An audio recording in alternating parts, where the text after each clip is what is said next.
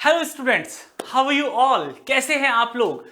उत्कर्ष online school के इस online platform पर आपका बहुत बहुत स्वागत है। उत्कर्ष परिवार में आपका बहुत बहुत स्वागत है। जैसा कि आप जानते हैं कि माध्यमिक शिक्षा बोर्ड राजस्थान के द्वारा अपना इस सत्र का न्यू सेशन का सेशन 2021-22 का जो सिलेबस है वो आउट कर दिया है और मैं यहां पर आपके सामने लेकर आया हूं जीव विज्ञान बायोलॉजी का न्यू सेशन का सिलेबस। यहां पर हम चर्चा करेंगे कि किस प्रकार से हमारी रणनीति रहेगी 100 मार्क्स के लिए, 100 में से 100 नंबर के लिए, मिशन 100। ठीक है, 100 मार्क्स के लिए क्या रणनीति रहेगी, हमें क्या कुछ किस तरीके से पढ़ना है और सिलेबस के अंदर क्या कुछ रहेगा। ठीक है, तो हम यहां पर इन्हीं सब विषयों पर चर्चा करेंगे अभी। सो आप देख सकते हो माध्यमिक शिक्षा बोर्ड राजस्थान जीव विज्ञान का नवीन पाठ्यक्रम जो कि अभी लेटेस्ट जो अभी आउट हुआ है उसके बारे में हम यहां चर्चा करते हैं। जैसा कि आप जानते हैं कि जीव विज्ञान या यूं कहें कि इस बार माध्यमिक शिक्षा बोर्ड द्वारा 12th क्लास के लिए एनसीईआरटी का सिलेबस जो है लागू किया गया है।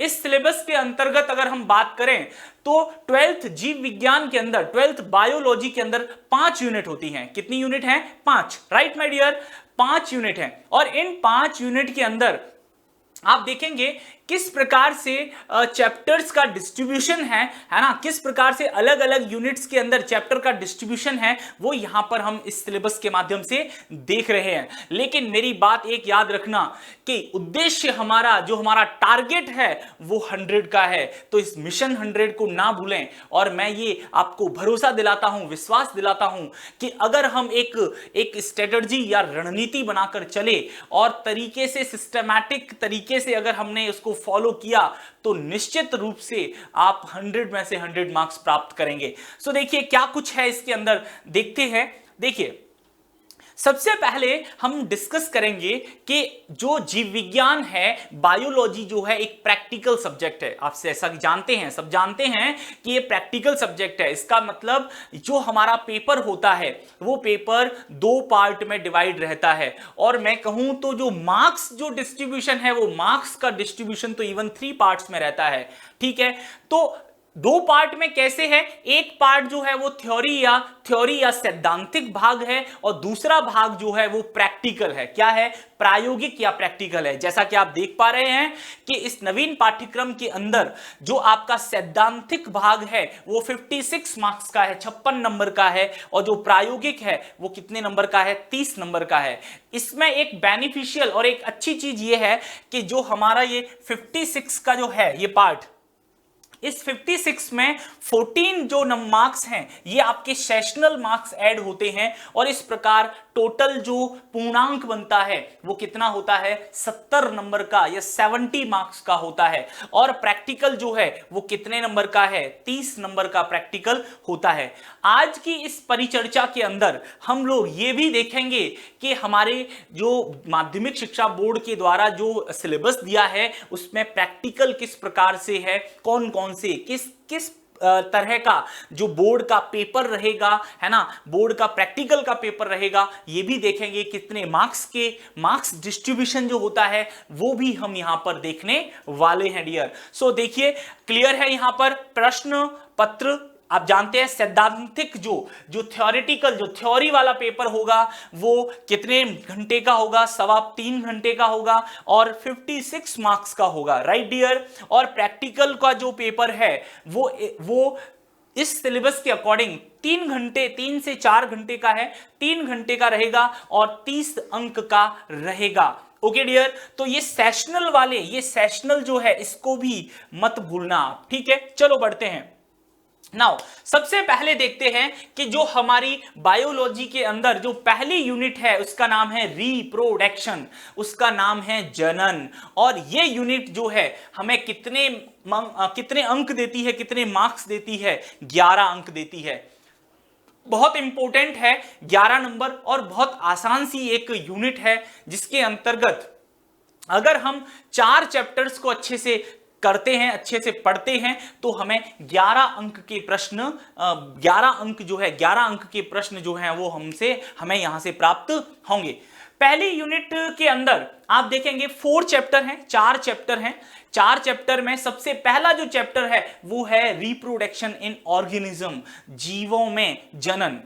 इस चैप्टर के अंतर्गत हमें क्या क्या टॉपिक्स, कौन कौन से टॉपिक हैं, देखिए ये जीवों में जनन हमें 2 अंक, ये 2 अंक प्रदान करेगा, 2 नंबर का चैप्टर है। और इस चैप्टर से आपको क्या क्या पढ़ना पड़ेगा, क्या क्या इसके अंतर्गत पढ़ोगे, तो देखिए अगर देखा जाए तो इस चैप्टर से आपको 2 चीजें पढ़नी है। अकॉर्डिंग टू न्यू सिलेबस आपको 2 चीज पढ़नी है, एक तो है अलैंगिक जनन और एक है लैंगिक जनन। अलैंगिक जनन, लैंगिक जनन, ठीक है। अलैंगिक जनन के अंतर्गत विधियां, अलैंगिक जनन की विधियां, तो हम यहां पर अलैंगिक जनन की बाइनरी फिजन, द्विखंडन, है ना, द्विविखंडन जिसे कहते हैं, बाइनरी फिजन पढ़ेंगे।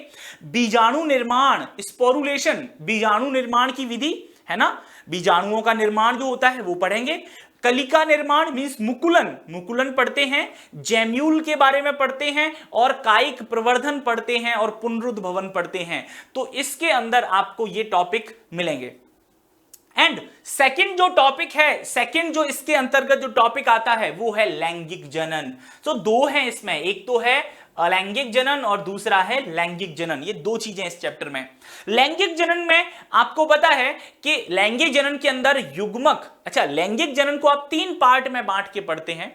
एक तो होता है निषेचन से पहले की अवस्था, है ना, जिसमें आप युग्मक जनन पढ़ते हैं, ठीक है, और युग्मकों का स्थानांतरण पढ़ते हैं।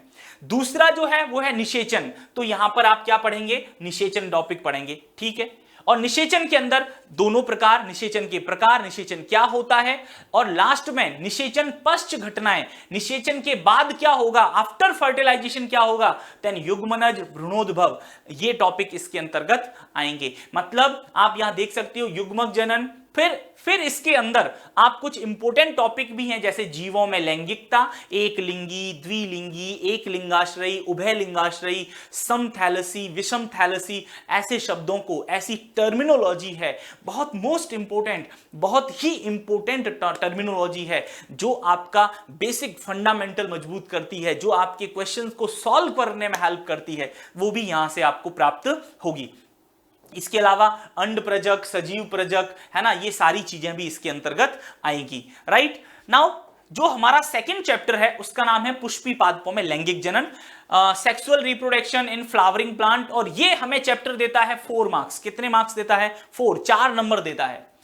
अब यहां पर आप क्या पढ़ते हैं, अगर देखा जाए तो एक पुष्प के अंदर जो आवर्त बीजी पुष्प होता है, उस पुष्प के अंदर क्या कुछ है, वो सारी बातें, पुष्प की संरचना, एक पुष्प से किस प्रकार बीज का निर्माण होता है, पुष्प से बीज का निर्माण तक का सफर पूरा इस चैप्टर के अंदर आता है। पुष्प, एक फूल खिला, एक फूल बना, इस फूल के बनने से लेकर कहां तक, एक बीज के निर्माण तक, एक सीड के, फ्रूट एंड सीड के फॉर्मेशन तक, जो भी इवेंट्स होते हैं, जो भी घटनाएं होती हैं, सब आप इस चैप्टर के अंदर पढ़ेंगे। और एक मोस्ट इंपोर्टेंट टॉपिक और पढ़ते हैं, एपोमिक्सिस एंड पॉलीएम्ब्रियोनी, मतलब असंग जनन और बहुभ्रूणता, इन 2 टॉपिक्स को और इसके अंदर ऐड किया है। बाकी मैंने आपको बता दिया, पुष्प की संरचना में पुष्प का नर भाग, पुंकेसर, स्त्री केसर, पुंकेसर के अंदर आप देखते हो परागकोश, परागकण, किस प्रकार से परागण की क्रिया होती है, स्त्री केसर के अंदर बीजांड किस प्रकार होता है, गुरु बीजाणु, भ्रूणकोश, भ्रूणपोष, इन सब के बारे में आप यहां पर चर्चा करेंगे और पढ़ेंगे इसके अंदर। राइट नाउ थर्ड चैप्टर जो है वो है ह्यूमन रिप्रोडक्शन, मानव जनन। तीसरा चैप्टर बहुत इंपॉर्टेंट है, ह्यूमन एम्ब्रियोलॉजी को दर्शाता है, पूरा मानव का जनन। मानव जनन का मतलब ये कि मानव जो होता है लैंगिक रूप से द्विरूपता दर्शाता है, मतलब इसमें नर और मादा दोनों अलग अलग होते हैं। तो नर जननांग मतलब नर का पूरा जनन तंत्र, मादा का पूरा जनन तंत्र, पहली बात तो आप यहां पर ये देखेंगे। फिर उसके बाद में आप देखेंगे कैसे युग्मक बनते हैं, गैमीटोजेनेसिस कैसे होता है, उसके बाद गैमेट बन गए। अच्छा, फीमेल के अंदर जो मानव में जो स्त्री है, फीमेल जो है, उनके अंदर जो लैंगिक जनन के दौरान जो चक्रीय परिवर्तन होते हैं, आर्तव चक्र के रूप में, मेंस्ट्रुअल साइकिल के रूप में देखेंगे।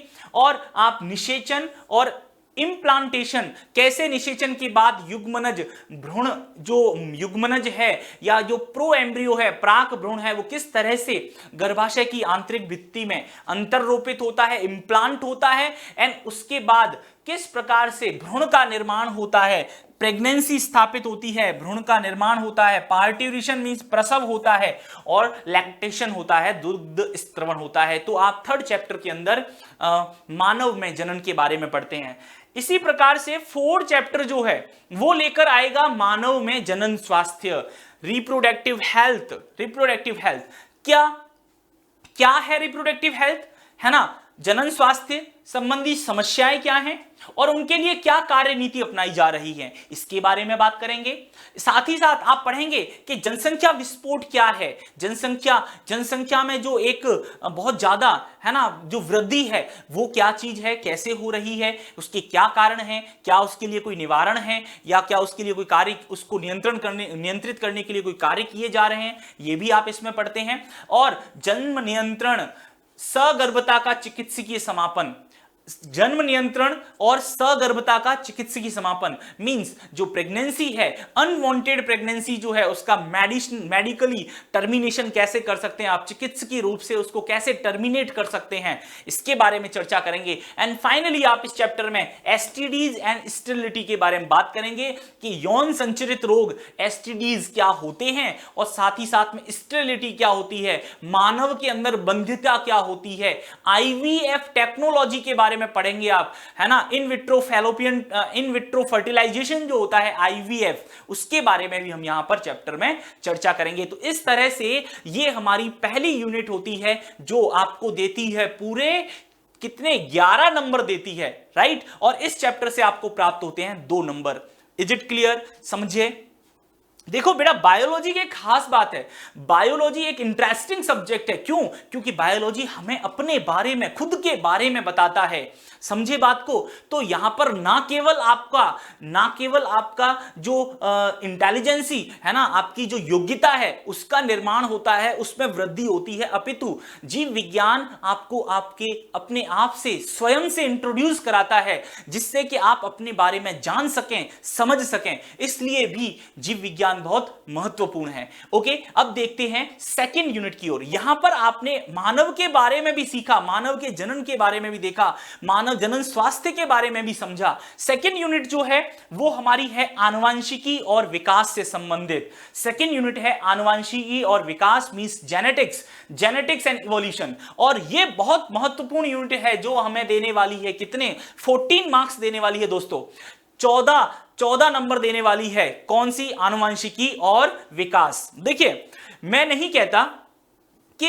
कहता कि ये बहुत ज्यादा सरल है, बट इसका बेसिक जो है वो हमारे पास है, इसका बेसिक हमारे पास है। आप 10th क्लास में भी जेनेटिक्स को इंट्रोड्यूस करके आए हैं, वहां पर आप इसका परिचय देख के आए हैं, मेंडल जी के बारे में सुन के आए हैं, आप मेंडल के नियमों के बारे में सुन के आए हैं। जी हां, इस यूनिट का जो फर्स्ट चैप्टर है, इट मींस हमारी बुक का जो 5th चैप्टर है, वो चैप्टर ही क्या है? वंशागति तथा विविधता के सिद्धांत।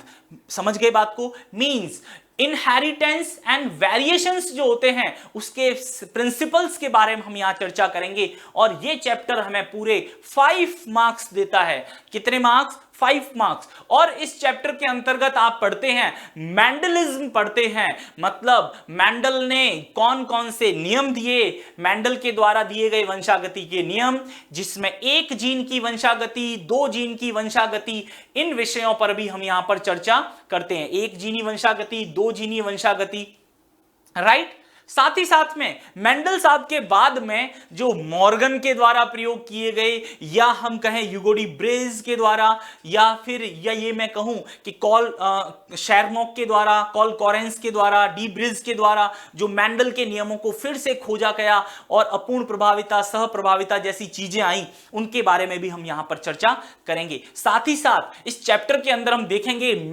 आनुवांशिक रोग क्या होते हैं, जेनेटिक डिजीज क्या होती हैं, मेंडल के नियम को फॉलो करने वाली डिजीज, मेंडलिक, नॉन मेंडलिक, दोनों प्रकार की आनुवांशिक जो बीमारियां हैं उनके बारे में यहां पर हम अध्ययन करते हैं।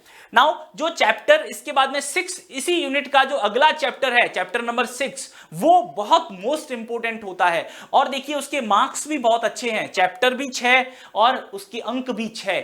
और इंपोर्टेंट इसलिए है क्योंकि ये हमें बताता है हमारे जीवन का या वंशागति का मॉलिक्यूलर बेसिस, मतलब ये हमें अणु स्तर पर अपने जीवन को, वंशागति को समझाने की कोशिश करता है। तो आणविक आधार जो है, मॉलिक्यूलर बेसिस ऑफ इनहेरिटेंस, है ना, मॉलिक्यूलर बेसिस ऑफ इनहेरिटेंस मतलब मॉलिक्यूलर बायोलॉजी, इसको सिंपल भाषा में कहें तो ये आणविक जैविकी है, जिसके अंतर्गत आप आनुवंशिक पदार्थ, डीएनए, आरएनए के बारे में बात करते हैं, कैसे डीएनए अपनी कॉपी करता है, प्रतिकृति कैसे करता है, रेप्लिकेशन, है ना, डीएनए से आरएनए कैसे बनता है, अनुलेखन, है ना, फिर इसके अलावा जेनेटिक कोडॉन क्या होते हैं, किस प्रकार से प्रोटीन बनता है, सो स्थानांतरण, जीन कैसे एक्सप्रेस होते हैं, किस प्रकार से जीन प्रोटीन बनाते हैं, और प्रोटीन बनने के साथ ही लक्षणों की किस प्रकार अभिव्यक्ति होती है, यह बात भी हम यहां पर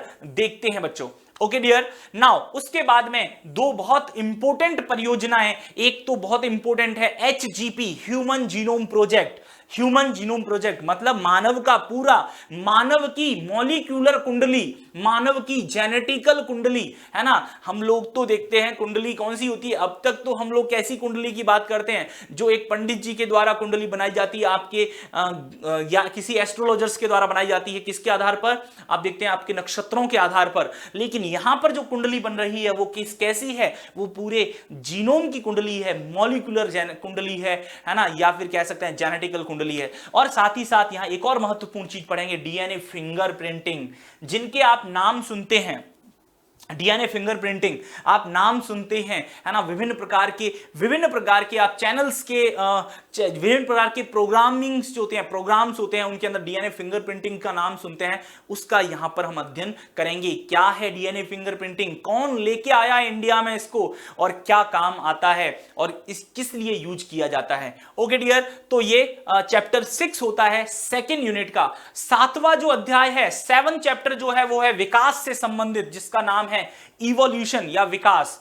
किस प्रकार से जीव की उत्पत्ति हुई, कैसे ब्रह्मांड की उत्पत्ति हुई, कहां से आई पृथ्वी, जीव कहां से आया, और आज उस छोटे कोएसर वेट से लेकर मानव जैसे जटिल जीव तक का सफर कैसा रहा, इन सारी बातों को, बिग बैंग थ्योरी, हार्डी विनवेर, ये सारी बातें हम यहां पर डिस्कस करते हैं। और मानव का कैसे विकास हुआ, मानव के पूर्वज, आज वर्तमान जो मानव है होमो सैपियंस सैपियंस, इसके पूर्वज कौन कौन से हैं, पहला मानव कौन सा था, इन सभी के बारे में हम इस चैप्टर के अंदर चर्चा करते हैं। ओके डियर, नाउ सो ये कंप्लीट है आपकी second unit. So second unit से आपने 3 चैप्टर लिए, मेंडलिज्म को लिया, मेंडल मींस आपने जेनेटिक्स पढ़ी, इवोल्यूशन देखा, एंड देन आप देखते हैं मॉलिक्यूलर बायोलॉजी। नाउ अब आती है यूनिट 3, ठीक है। यूनिट 3 जो है वो क्या है, मानव कल्याण में जीव विज्ञान, है ना, biology in human welfare. Human welfare में जीव विज्ञान का क्या योगदान है, इस अध्याय के अंदर आप इस बारे में चर्चा करते हैं। राइट डियर, नाउ ध्यान दीजिएगा, इसके अंदर ये यूनिट आपको मार्क्स देती है कितने, 11 मार्क्स, राइट। कितने मार्क्स देती है, 11 मार्क्स देती है, 11 अंक देती है। इस यूनिट के अंदर ये भी यूनिट बहुत इंपॉर्टेंट है।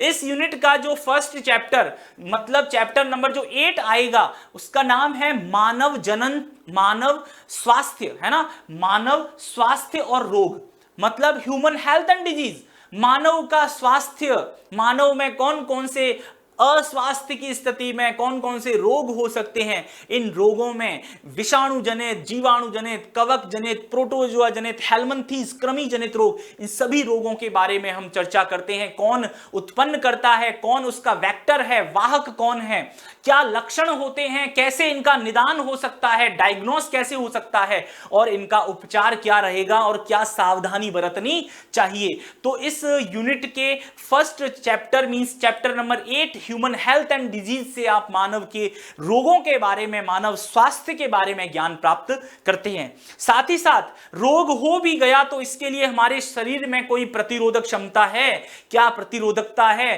प्रतिरोधकता क्या होती है, प्रतिरक्षा क्या है, what is immunity, immunity, type of immunity, प्रतिरक्षा क्या होती है, कितने प्रकार की है, टीकाकरण, प्रतिरक्षीकरण, है ना, वैक्सीनेशन एंड इम्यूनाइजेशन, इनके ऊपर भी यहां पर हम चर्चा करेंगे। साथ ही साथ एलर्जी, स्व प्रतिरक्षा, है ना, और हम शरीर में प्रतिरक्षा तंत्र, एड्स, कैंसर एवं ड्रग एवं अल्कोहल कुप्रयोग जैसी बातों के भी यहां पर हम डिस्कस करते हैं, चर्चा करते हैं। सो ये हमारा होता है चैप्टर नंबर 8। नाउ इसके बाद में इसी यूनिट के अंदर, है ना, बायोलॉजी इन ह्यूमन वेलफेयर के अंदर चैप्टर 9 जो है वो आपको ये बताता है कि आप कैसे खाद्य उत्पादन में वृद्धि करोगे।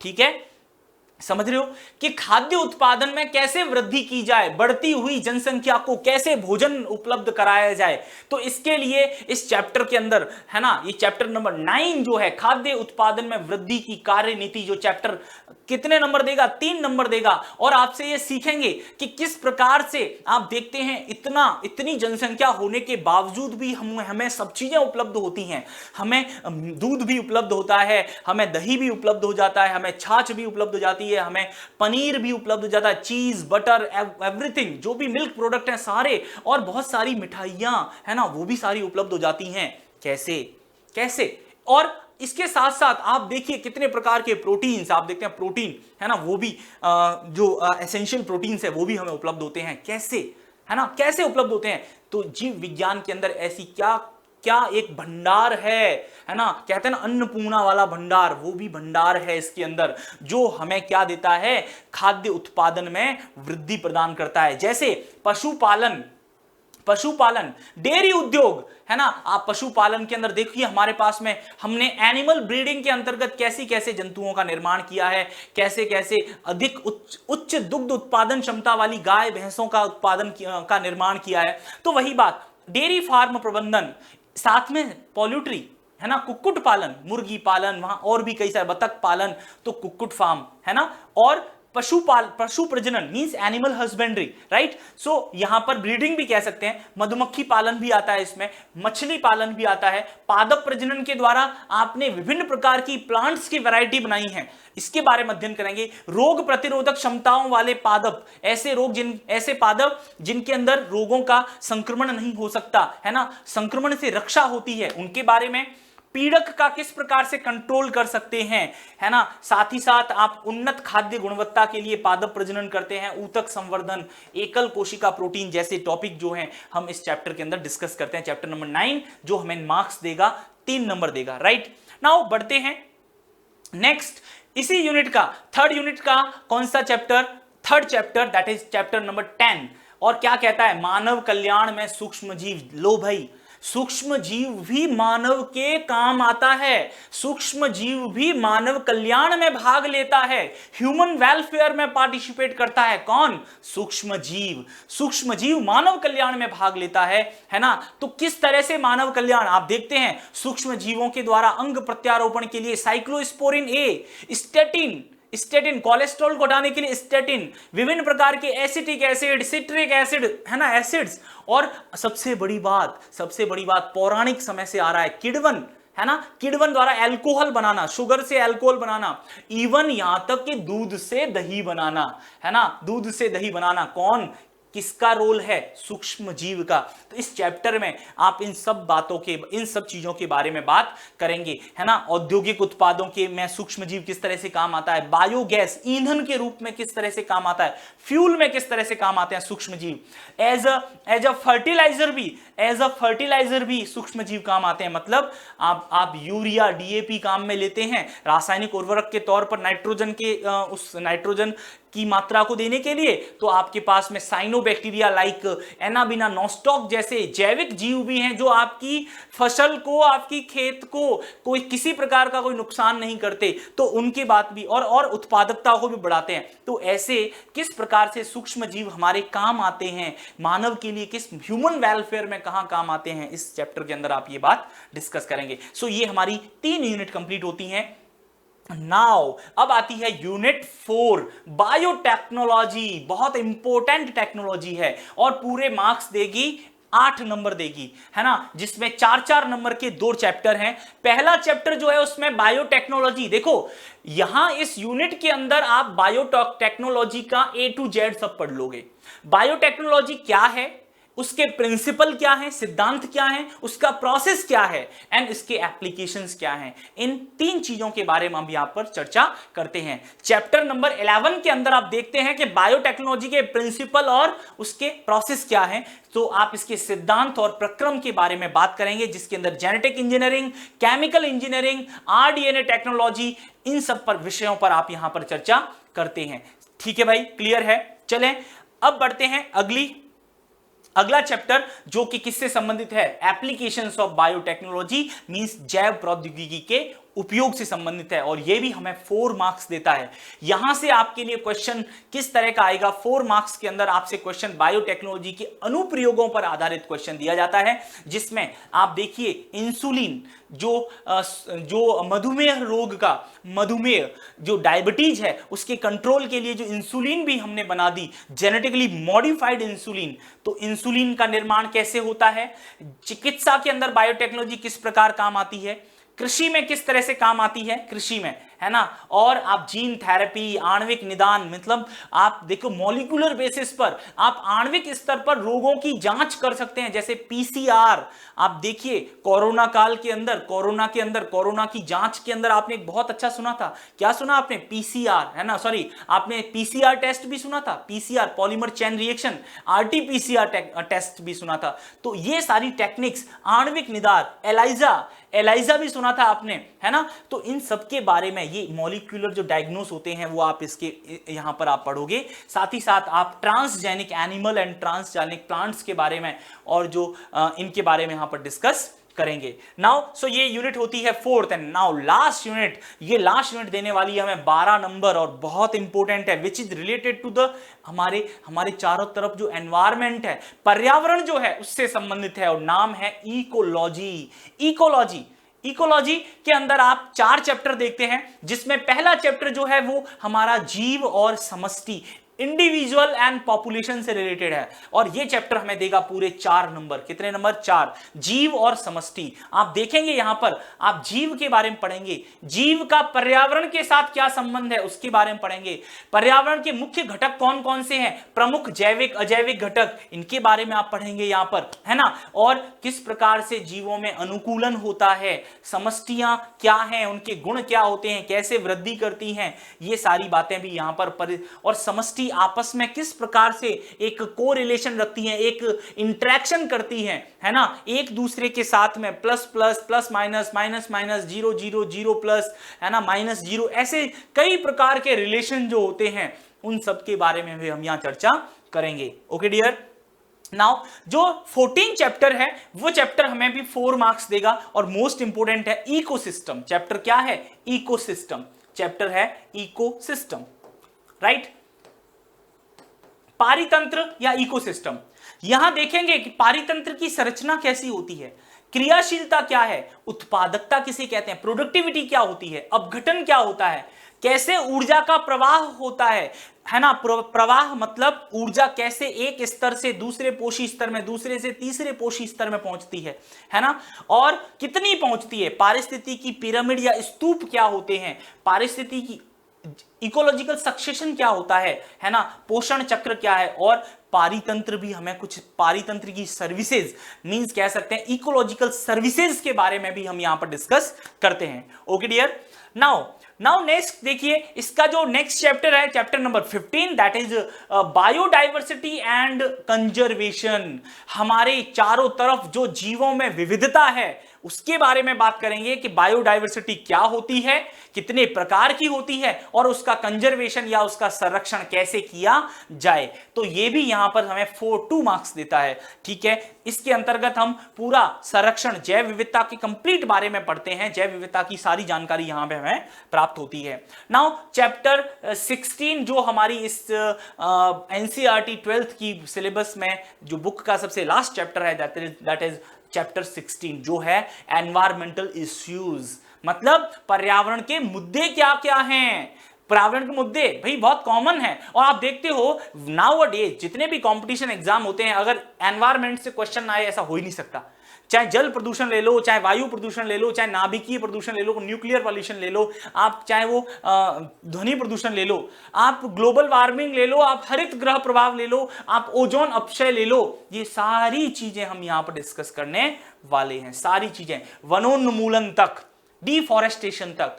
तो इस तरह से हमारे 12th के सिलेबस के अंदर कुल 5 इकाइयों में 16 अध्याय हैं और पूरे 56 नंबर देंगे।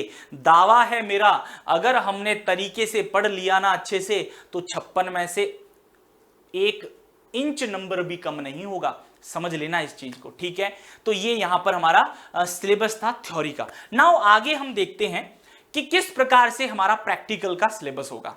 प्रैक्टिकल में किस प्रकार से क्या कुछ व्यवस्थाएं हैं, किस तरह से मार्क्स का डिस्ट्रीब्यूशन है, उसके बारे में थोड़ी चर्चा कर लेते हैं। देखो भैया, प्रैक्टिकल के अंदर कुल अंक 30 नंबर का होगा प्रैक्टिकल, और 3 घंटे का लगभग होगा। 3 घंटे 4 घंटे हो सकता है, 3 घंटे अभी दे रखा है। जीव विज्ञान प्रायोगिक, जिसके अंदर जो वृहद प्रयोग होता है, मेजर एक्सपेरिमेंट होता है, वो 5 नंबर का है। जो माइनर एक्सपेरिमेंट है वो 4 अंक का है। इसके अलावा आप प्रयोग के अंदर कुछ स्लाइड प्रिपरेशन भी होता है। स्लाइड प्रिपरेशन का मतलब है कि आपको अर्धसूत्री विभाजन, समसूत्री विभाजन, प्याज की टिप में जो रूट टिप है, जो प्याज की रूट टिप होती है, उसकी आपको एक टेम्परेरी स्लाइड बनानी है ना, स्लाइड बनानी है। या फिर आपको बताना है अंकुरण, पराग में अंकुरण, पॉलन जर्मिनेशन की स्लाइड बनानी है। तो यहां पर एक स्लाइड प्रिपरेशन का भी क्वेश्चन है और वो आपकी 5 मार्क्स देता है। प्रादर्श 7 अंक के प्रादर्श हैं।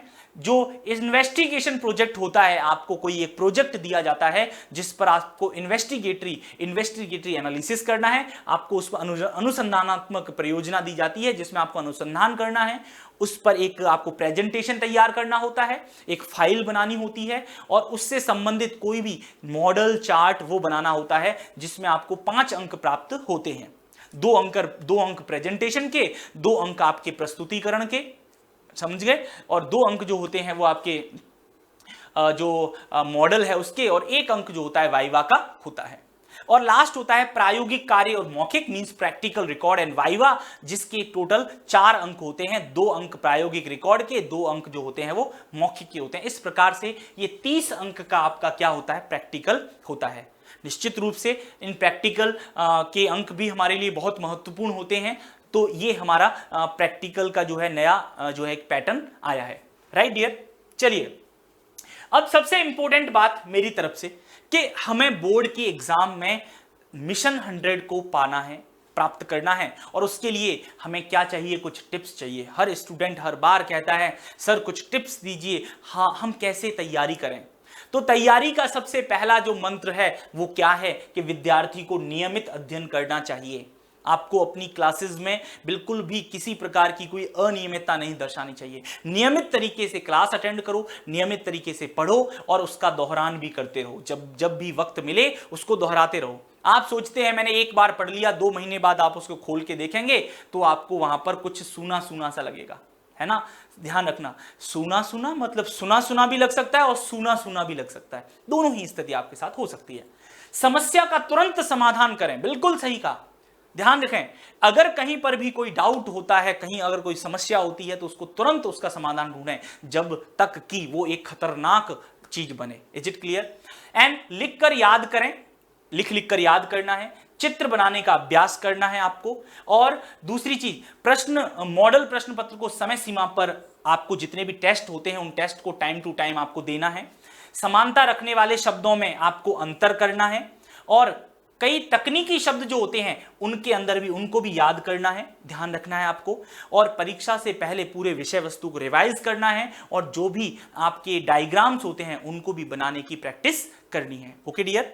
नाउ आपके लिए एक खास बात, तू खुद की खोज में निकल, तू खुद की खोज में निकल, तू किस लिए हताश है, तू चल, तेरे वजूद की समय को भी क्या है, तलाश है। भाई किसको, समय को भी आपकी जरूरत है, इसलिए मेहनत कीजिए।